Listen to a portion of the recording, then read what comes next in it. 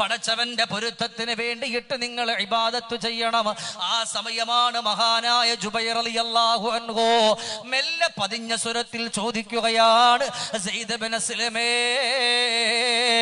അങ്ങനെ പടച്ചവന്റെ പൊരുത്തം കിട്ടാ നമ്മൾ എന്താ ചെയ്യാനുള്ളത്? ആ സമയം പറഞ്ഞു കൊടുക്കുന്നു, വറത്തിലിൽ ഖുർആന തർതീല, അള്ളാന്റെ ഖുർആൻ എപ്പോഴും നിങ്ങൾ പാരായണം ചെയ്യുക. എനിക്ക് വേണമെങ്കിൽ ഇവിടെ ഒരുപാട് ചരിത്രങ്ങൾ പറഞ്ഞിട്ട് പോകാം, പക്ഷേ ചുരുങ്ങിയ സമയം കൊണ്ട് നിങ്ങളോട് പറയുന്നത് എന്റെയും നിങ്ങളുടെയും ജീവിതത്തിൽ കൊണ്ടുവരാനാ.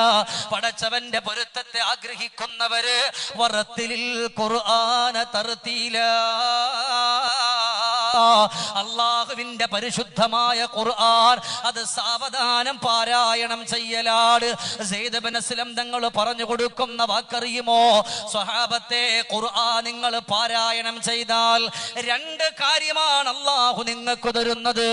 ഒന്ന് പടച്ചവന്റെ പൊരുത്തമാണ്, പിന്നെ ഏത് സങ്കടമാണോ, ഏത് വലിയ പ്രയാസമാണോ, ഏത് വലിയ ദുഃഖമാണോ, ആ പ്രയാസവും ആ ദുഃഖവുമല്ല അള്ളാഹു മാറ്റിത്തരുമല്ലോ.